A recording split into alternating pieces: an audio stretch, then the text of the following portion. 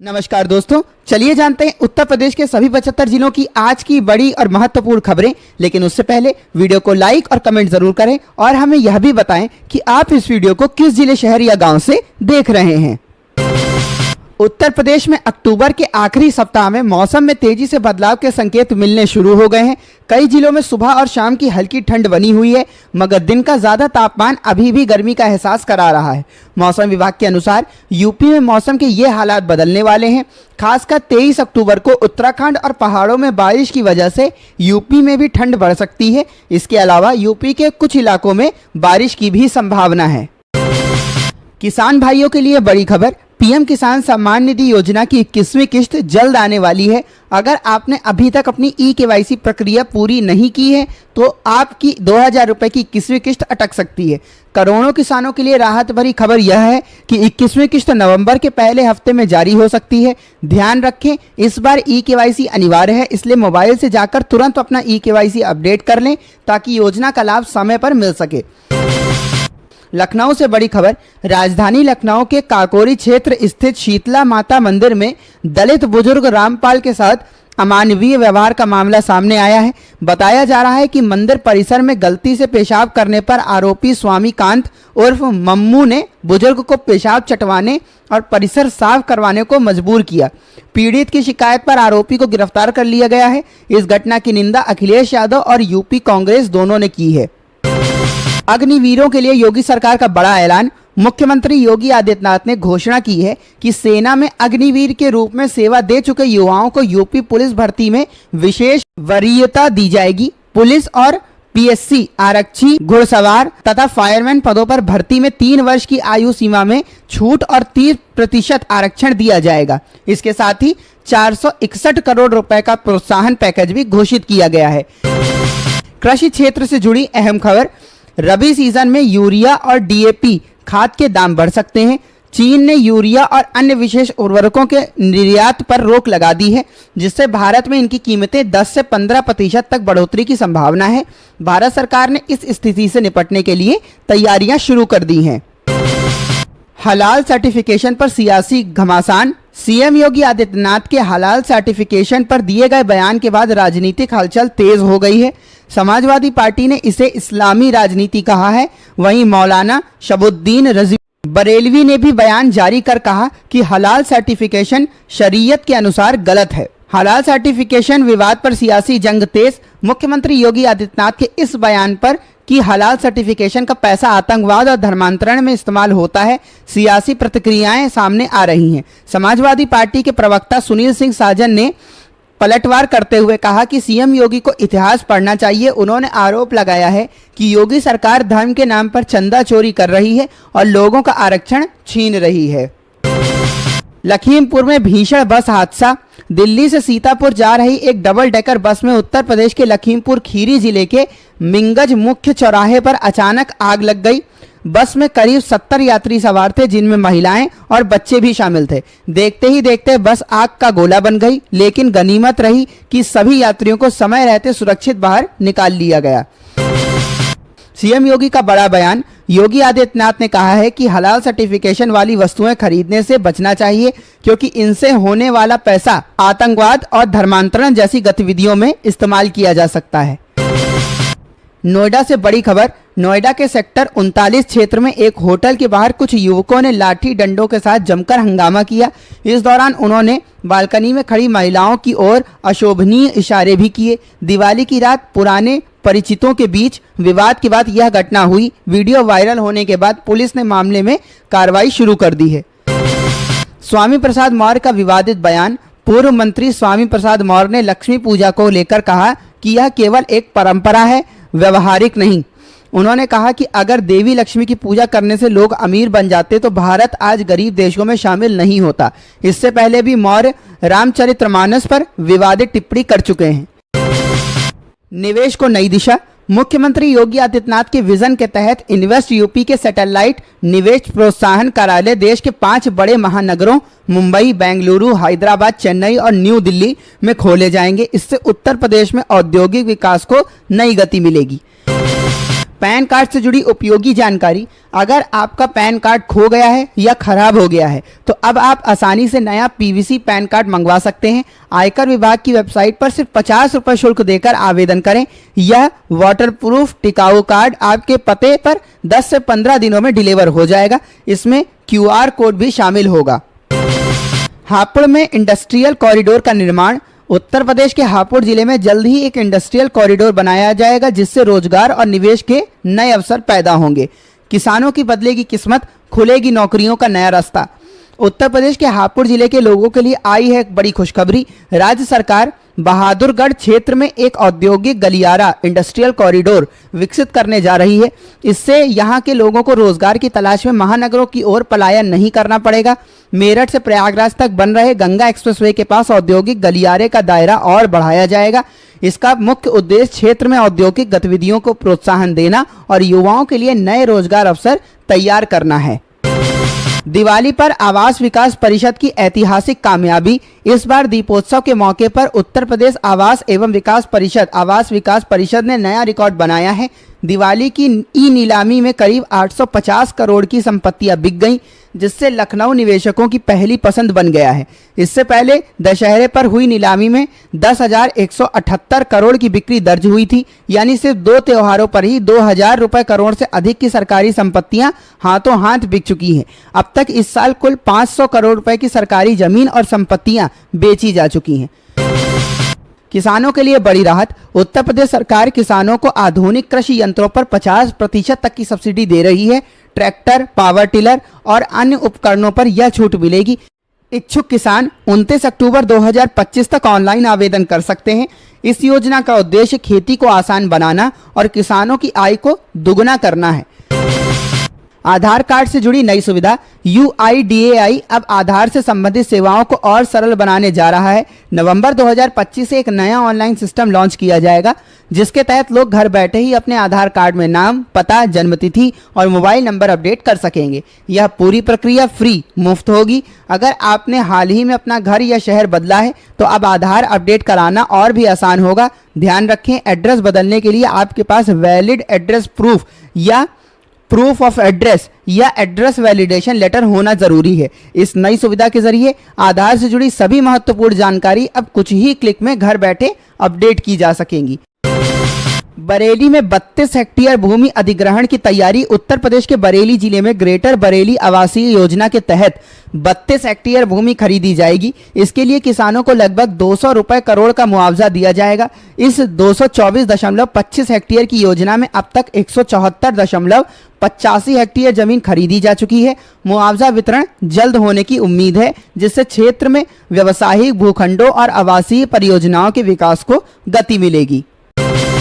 सोना चांदी के दामों में बड़ी गिरावट। दिवाली के बाद सोना और चांदी की कीमतों में भारी कमी दर्ज की गई है। सोना अपने रिकॉर्ड हाई से 5,677 रुपये सस्ता होकर 1,23,907 रुपये प्रति 10 ग्राम पर आ गया है। वहीं चांदी 25,599 रुपये से गिरकर 1.52 लाख रुपए प्रति किलोग्राम पर बिक रही है। Indian Boolean and jewellers association के मुताबिक 20 अक्टूबर को सोना 1,27,633 रुपये प्रति 10 ग्राम था, जबकि 17 अक्टूबर को इसने 1,29,584 रुपए का ऑल टाइम हाई बनाया था। चांदी की बात करें तो पहले इसका भाव 1,73,050 रुपए प्रति किलो था, लेकिन अब यह घटकर 1,52,501 रुपए रह गया है। 14 अक्टूबर को चांदी ने 1,78,100 रुपए का रिकॉर्ड स्तर छुआ था। मंत्री OP राजभर का बयान। कैबिनेट मंत्री ओम प्रकाश राजभर ने कहा है कि आजम खान जहां भी रहेंगे उसका लाभ उन्हें मिलेगा। उन्होंने यह भी कहा कि बीजेपी ही नहीं बल्कि समाजवादी पार्टी की वजह से आजम खान को मुश्किलों का सामना करना पड़ रहा है। गंगा एक्सप्रेसवे से पश्चिमी यूपी को नई कनेक्टिविटी। गंगा एक्सप्रेसवे को अब फिर हापुड़ मार्ग से इंटरचेंज के जरिए जोड़ा जाएगा। यह इंटरचेंज अटोला और साफियाबाद लौटी गांव की सीमा पर बनाया जाएगा। यूपीडा ने इसके लिए 3,037 वर्ग मीटर अतिरिक्त भूमि अधिग्रहण की मंजूरी दी है, जिस पर करीब 10.8 करोड़ रुपए का खर्च आएगा। ग्रामीणों की मांग पर इस इंटरचेंज को स्वीकृति दी गई है। एक्सप्रेसवे का पहला चरण नवंबर तक पूरा होने की उम्मीद है। नोएडा इंटरनेशनल एयरपोर्ट के उद्घाटन में देरी। नोएडा इंटरनेशनल एयरपोर्ट का उद्घाटन अब 30 अक्टूबर को नहीं होगा। उद्घाटन की नई तारीख का इंतजार किया जा रहा है। पहले यह एयरपोर्ट 2024 के अंत तक शुरू होने वाला था, लेकिन अब कुछ देरी हो गई है। हालांकि निर्माण कार्य तेजी से जारी है और इसमें आधुनिक तकनीक का उपयोग किया जा रहा है। नोएडा एयरपोर्ट की नई तारीखों का बेसब्री से इंतजार है। नोएडा इंटरनेशनल एयरपोर्ट के उद्घाटन में देरी के बाद अब सभी को इसकी नई तारीखों का इंतजार है। लोग जानना चाहते हैं कि उत्तर प्रदेश के इस मेगा प्रोजेक्ट का शुभारंभ आखिर कब होगा। आई लव मोहम्मद विवाद पर आजम खान का बयान। समाजवादी पार्टी के वरिष्ठ नेता आजम खान ने आई लव मोहम्मद विवाद पर प्रतिक्रिया दी है।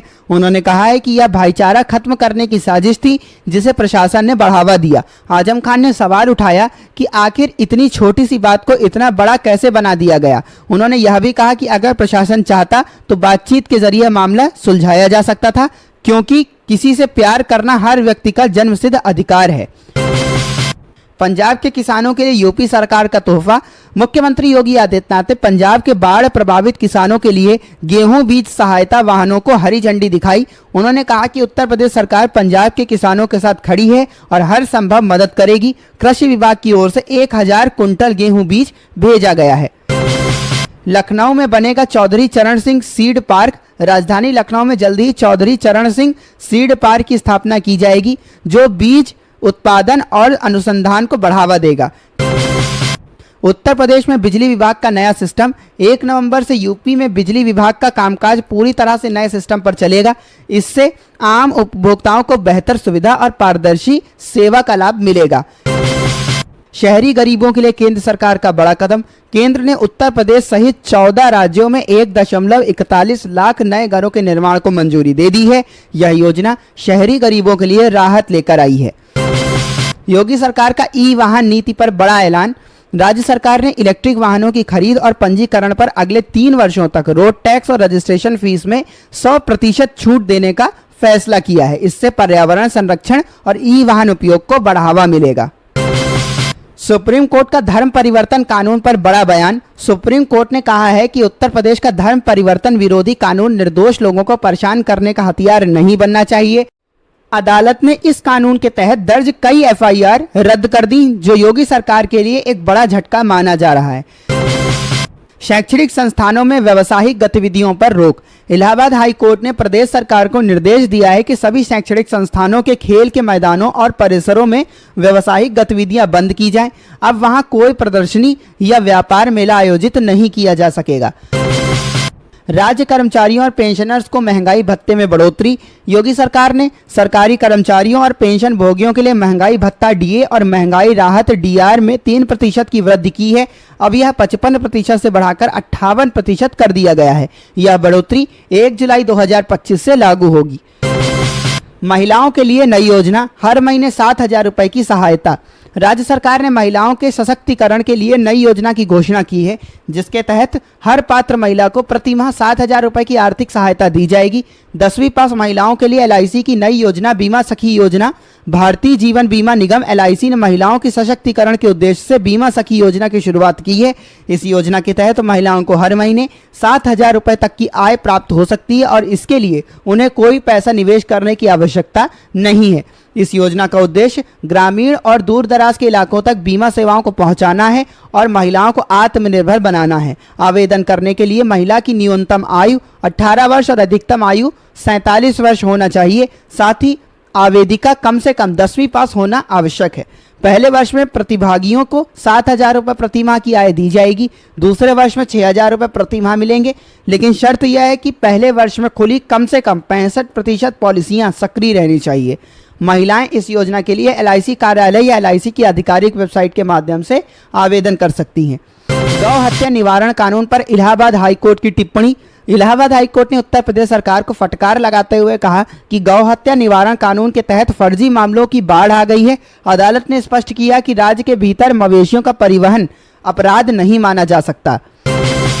प्रयागराज में 2,715 गरीबों को मिलेगा पक्का घर। उत्तर प्रदेश के प्रयागराज में मुख्यमंत्री आवास योजना के तहत 2715 गरीब परिवारों को पक्के घर दिए जाएंगे।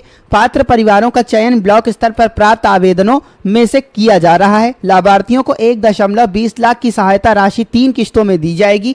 इस योजना में आपदा पीड़ितों और कमजोर वर्गों को प्राथमिकता दी जाएगी। पात्र परिवारों को इसका लाभ वित्तीय वर्ष 2025 से 26 में दिया जाएगा। उत्तर प्रदेश में दिवाली पर बड़ा प्रदूषण स्तर। दिवाली के बाद प्रदेश के पश्चिम से लेकर पूर्व तक के कई शहरों में वायु गुणवत्ता खतरनाक स्तर पर पहुंच गई है। कई इलाकों में प्रदूषण बहुत खराब श्रेणी में दर्ज किया गया। हवा में कार्बन मोनोऑक्साइड और धूल कणों की मात्रा सबसे अधिक पाई गई, जिससे लोगों को सांस से जुड़ी समस्याओं का सामना करना पड़ रहा है। स्मार्ट मीटर की कीमत अब किश्तों में चुकाने की सुविधा। उत्तर प्रदेश में नए बिजली कनेक्शनों के साथ स्मार्ट प्रीपेड मीटर लगाना अनिवार्य कर दिया गया है। हालांकि अब उपभोक्ता इसकी कीमत 5 साल की किश्तों में चुका सकेंगे। बदले में उन्हें 12.50% ब्याज दर का भुगतान भी करना होगा। पहले उपभोक्ताओं को सिंगल फेज स्मार्ट मीटर के लिए पूरी राशि एकमुश्त देनी पड़ती थी, लेकिन अब इस नए प्रावधान से उन्हें राहत मिलेगी। उत्तर प्रदेश में 69,000 से ज्यादा आंगनबाड़ी पदों पर भर्ती। महिलाओं के लिए सुनहरा अवसर। उत्तर प्रदेश सरकार जल्द ही आंगनबाड़ी कार्यकर्ता और सहायिका के 69,197 पदों पर भर्ती प्रक्रिया शुरू करने जा रही है। मुख्य सचिव ने अधिकारियों को भर्ती की समय सारणी तय करने और प्रक्रिया शीघ्र शुरू करने के निर्देश दिए हैं। यह भर्ती लंबे समय से इंतजार कर रही महिलाओं के लिए बड़ी खुशखबरी और उन्हें रोजगार का नया अवसर प्रदान करेगी। भारतीय रेलवे में 1104 पदों पर अप्रेंटिस भर्ती। भारतीय रेलवे ने देश भर में 1104 अप्रेंटिस पदों के लिए आवेदन आमंत्रित किए हैं। आवेदन शुल्क मात्र 100 रुपये रखा गया है। इच्छुक उम्मीदवार जो 10वीं पास हैं वे 15 नवंबर 2025 तक आवेदन कर सकते हैं। यह अवसर युवाओं के लिए रेलवे में करियर शुरू करने का बेहतरीन मौका है। आधार कार्ड पर बड़ा अपडेट। 30 अक्टूबर तक करें सुधार। UIDAI ने आधार कार्ड में मुफ्त अपडेट कराने की अंतिम तिथि 30 अक्टूबर 2025 तय की है। इस तारीख तक नागरिक बिना किसी शुल्क के अपने आधार में नाम, पता, जन्मतिथि, मोबाइल नंबर, ईमेल आईडी और अन्य व्यक्तिगत जानकारियों में सुधार कर सकते हैं। यह सुविधा पूरी तरह ऑनलाइन उपलब्ध है। UIDAI ने चेतावनी दी है कि निर्धारित तिथि के बाद यह मुफ्त अपडेट सुविधा बंद हो सकती है, इसलिए समय पर अपडेट कराना जरूरी है। PM सूर्य घर योजना। सौर ऊर्जा की दिशा में बड़ा कदम। भारत सरकार की प्रधानमंत्री सूर्य घर योजना देश की सौर ऊर्जा के क्षेत्र में आत्मनिर्भर बनाने की दिशा में एक अहम पहल है। सरकार का लक्ष्य है कि हर जिले में एक मॉडल सोलर विलेज विकसित किया जाए। इस योजना का उद्देश्य लोगों को सौर ऊर्जा अपनाने के लिए प्रोत्साहित करना, बिजली बिलों में कमी लाना और पर्यावरण संरक्षण को बढ़ावा देना है। यह पहल आत्मनिर्भर भारत के सपनों को साकार करने में महत्वपूर्ण भूमिका निभाएगी। PM किसान सम्मान निधि योजना की 21वीं किश्त जल्द जारी हो सकती है। कई मीडिया रिपोर्टरों के अनुसार PM किसान सम्मान निधि योजना की 21वीं किश्त अक्टूबर 2025 के अंत या नवंबर 2025 की शुरुआत में जारी की जा सकती है। हालांकि केंद्र सरकार की ओर से अभी तक कोई आधिकारिक घोषणा नहीं की गई है। आमतौर पर इस योजना के तहत हर 4 महीने में एक किश्त जारी की जाती है। पिछली यानी 20वीं किश्त 2 अगस्त 2025 को जारी हुई थी। इस हिसाब से अगली किश्त अक्टूबर नवंबर में आने की उम्मीद है। कुछ राज्यों जैसे पंजाब, हरियाणा, हिमाचल प्रदेश और जम्मू कश्मीर में 21वीं किश्त पहले ही जारी की जा चुकी है। सबसे सटीक और ताज़ा जानकारी के लिए किसानों को PM किसान की आधिकारिक वेबसाइट पर नजर बनाए रखने की सलाह दी गई है। किसान भाइयों के लिए जरूरी सूचना, eKYC कराना अनिवार्य है। अगर आपने अभी तक अपनी eKYC प्रक्रिया पूरी नहीं की है तो इसे तुरंत पूरा करा लें, अन्यथा आपकी 21वीं किश्त अटक सकती है। वहीं जिन किसानों की पहले की किश्तें जैसे 12वीं, 13वीं, 14वीं या उसके बाद की पात्रता की शर्तें पूरी ना होने या दस्तावेजों में कमी के कारण रुकी हुई थी, वे अब राहत पा सकते हैं। अगर ऐसे किसान अपने सभी जरूरी दस्तावेज अपडेट और सत्यापित करवा लेते हैं तो उन्हें रुकी हुई सभी किस्तों का भुगतान एक साथ यानी करीब 18,000 रुपए की राशि एकमुश्त मिल जाएगी। मथुरा की रज रज में कृष्ण भक्ति समाई हुई है। यहाँ आने वाला हर व्यक्ति कृष्ण भक्ति में लीन हो जाता है। श्री कृष्ण की लीला स्थली वृंदावन में गोवर्धन पूजा के अवसर पर श्रद्धालुओं की भारी भीड़ उमड़ पड़ी। गोवर्धन पूजा के अवसर पर वृंदावन की सकरी और कुंज गलियों में श्रद्धालुओं का सैलाब उमड़ पड़ा। विशेष रूप से निधिवन मंदिर के आसपास की गलियों में भक्तों की भारी भीड़ देखने को मिली। श्रद्धालुओं से भरी गलियों का दृश्य इतना अद्भुत था कि हर कोई हैरान रह गया कि इतनी बड़ी संख्या में लोग कैसे इन तंग गलियों में एकत्रित हो गए। यूपी के इटावा में ग्रामीण इलाकों में नकली नोट चलाने वाले 5 लोगों को पुलिस ने पकड़ लिया है। ये सभी ग्रामीण क्षेत्र में स्थित दुकानदारों को अपने झांसे में ले लेते थे और वहां नकली नोट चला देते थे। इसके बाद ये नोट ग्रामीण इलाके में फैल जाते थे, मगर अब पुलिस ने इन सभी को दबोच लिया है। इनके पास से पुलिस ने 30,200 रुपए के नकली नोट बरामद किए हैं। इसी के साथ इनके पास से एक अवैध तमंचा, 3 कारतूस, फोन और कार भी बरामद की गई है। उत्तर प्रदेश के मत्स्य मंत्री व निषाद पार्टी के राष्ट्रीय अध्यक्ष संजय निषाद हाल ही में एक इंटरव्यू और बयान के चलते चर्चाओं में हैं। उनसे धनंजय सिंह और ब्रजेश सिंह जैसे बाहुबली नेताओं को टिकट देने के सवाल पर पूछा गया तो संजय निषाद ने साफ कहा कि यह लोग इस दौरे में हमारे संरक्षक रहे। कांग्रेस और सपा के आतंक के वक्त यही लोग हमारे पार्टी को खड़ा बड़ा करने में मददगार बने, हमारे समाज को संरक्षण दिया। इसलिए वो बाहुबली हों या कुछ भी, अगर उन्होंने साथ ही दिया है तो हमारे मित्र हैं। संजय निषाद का यह बयान खुले तौर पर उन नेताओं का समर्थन करता दिखा जिन्हें अक्सर बाहुबली छवि आपराधिक पृष्ठभूमि से जोड़ा जाता है। उत्तर प्रदेश में मौसम का मिजाज बदलने लगा है। जैसे जैसे अक्टूबर का महीना आगे बढ़ रहा है वैसे वैसे हल्की ठंड या गुलाबी सर्दी का असर महसूस होने लगा है। मौसम विभाग के अनुसार आने वाले दिनों में उत्तराखंड में बादल गरजने और बारिश की संभावना है, जिसका असर यूपी में भी ठंड बढ़ाने के रूप में दिखाई दे सकता है। 23 अक्टूबर से मौसम में बदलाव की उम्मीद है। हालांकि इस दौरान प्रदेश के ज्यादातर हिस्सों में मौसम साफ रहेगा। इसी तरह 24, 25 और 26 अक्टूबर को भी पश्चिमी और पूर्वी यूपी में शुष्क मौसम बने रहने की संभावना है। आने वाले दिनों में भी प्रदेश में आमतौर पर साफ और सुखद मौसम बना रहेगा। तो दोस्तों, उत्तर प्रदेश से जुड़ी आज की सभी बड़ी खबरों में बस इतना ही। और अधिक अपडेट्स के लिए जुड़े रहिए यूपी की न्यूज के साथ।